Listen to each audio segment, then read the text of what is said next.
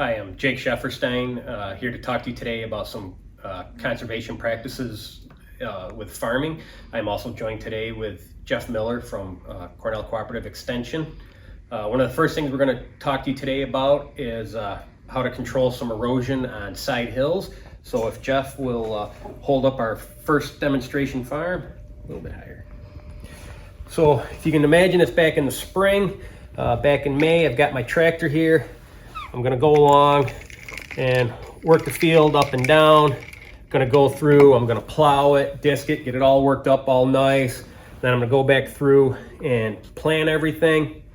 And you know, the forecast happened to be it was gonna get rain tonight, so it's gonna get everything planted before the rain so I can get everything all sprouted. And now I'm gonna come over here and get my rain cloud.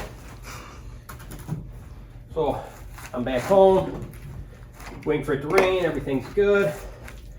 And then the skies open up.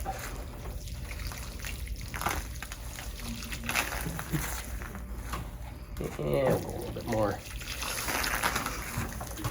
And as you can see, most of my hard work all washed away. Believe those little things there, that's called rill erosion, right? Yep, Jeff? smaller. And then when the whole thing slid like that, that's sheet erosion, right? Yep, across the whole face, yep. Yep, so everything ended up down here on the floor. And the big pots are called gully erosion. Oh, yeah, so these big things here, Yeah. gully erosion. So you can set that back down now, Jeff.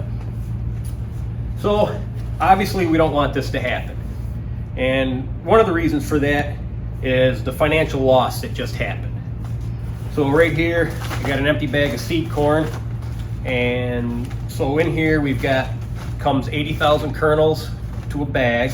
And that'll plant, what, about 2.5 acres. About 2.5 acres.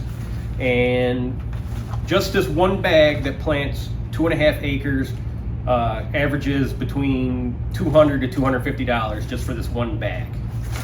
And, right, Jeff? That's, Yeah. I mean, this exact one I think was 210. And then there's some more expensive BMR hybrids that are in the 350 range. Yeah, so it all comes down to different varieties and types and brands. And so that's just the seed corn. You've also got your fertilizer, all your fuel expense, all your wear and tear on the equipment. Like I said, going through several different operations. And so this year, what was our average cost for an acre? Between 500 and 600 an acre. Okay, so 500, 600 per acre. On my family's farm last year, or this year, I mean, we planted, I think, around 300 acres. So if we lost it all, we're talking a pretty big chunk of change. It's down the drain. But with all that cost, that's not even the biggest expense. Jeff, you know what the biggest loss was? That's soil leaving the fields. Yep, all that topsoil washing away. Topsoils, you know, it's not like you can just go down to Walmart and buy a couple hundred acres of farmland. So we need to do what we can to preserve what we have and to prevent that from happening. So going way back, even pre-World War II, different universities like Cornell and working with the Extension Service started to come up with some different ideas. And right here we have one example. So this is going to be farm number 2.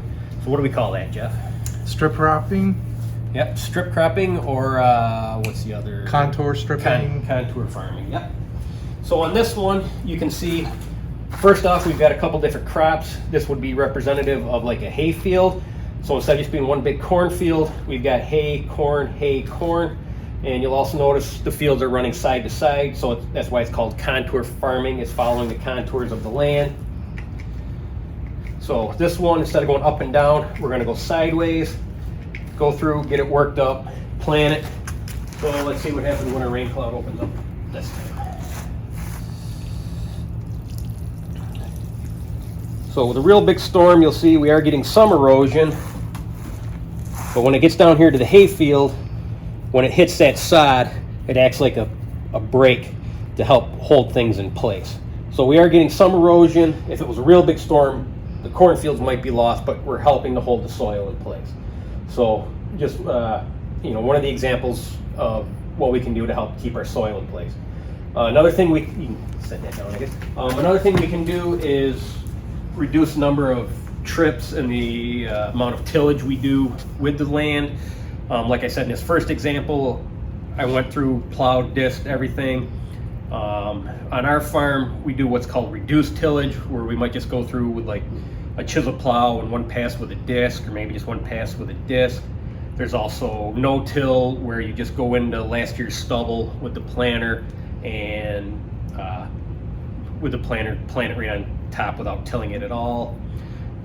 Anything you want to add, Jeff? I know in this county... There's also strip till, where farmers go through with a piece of equipment and they actually just till up strips in the fields, maybe 10 inches wide, where they're actually going to plant that annual crop. And now I know you've said before, in our county with our land, no-till isn't really the answer for a lot of the acreage just because it's so wet and heavy. We still want to do a little bit of tillage, but there's opportunities in many fields, many acres in the county to go with no-till. On some of those wetter fields, yes, you probably want to do some primary tillage in those fields. Okay. Now another thing along with conservation on the farm is nutrition management. I said we have our hay fields here. One of the things we can grow on our hay fields is this nice leafy stuff here. This is alfalfa, and one of the reasons the farmer grows it is all these leaves on here is a lot of protein for the cows, but another reason has to do with the root system.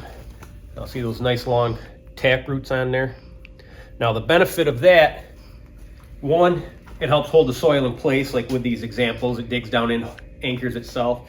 Another reason is because it goes down so deep on years where it's not wet, where it's dry, it can access a lot more moisture. And the other reason is because the alfalfa and also the soybeans I have here are in the legume family. And you want me to handle it, or you want to take why legumes are important? Yeah, so legumes have nodules in the root system where bacteria live, and the bacteria actually These little balls produce here. nitrogen that is a needed nutrient for those plants. And the nitrogen that's produced in excess during the year can be used by other plants that don't have the ability to produce their own nitrogen. So the grass crops like corn and also just regular grass hay can't produce nitrogen like he's saying, but needs lots of nitrogen to grow. So as he's saying, plant the legume crops. One, it makes their own nitrogen, so that helps keep any nitrogen in the soil in reserve, and it can also add to the nitrogen in the soil for the other crops. One other thing to talk about is that alfalfa and that grass, they're perennials, so they're in the field all year round. So these other crops that we grow, like soybeans and corn, are annuals. So there's bare ground for 5 months out of the year until that plant actually develops enough canopy to protect the soil. And they're not only in the all year round, but they're also year after year. So you plant it once and it'll be hay for 4 or 5, maybe even longer, to help hold that soil in place. And that pretty much wraps it up for us. So I'd like to thank you for joining us for virtual Conservation Education Days, and have a wonderful day.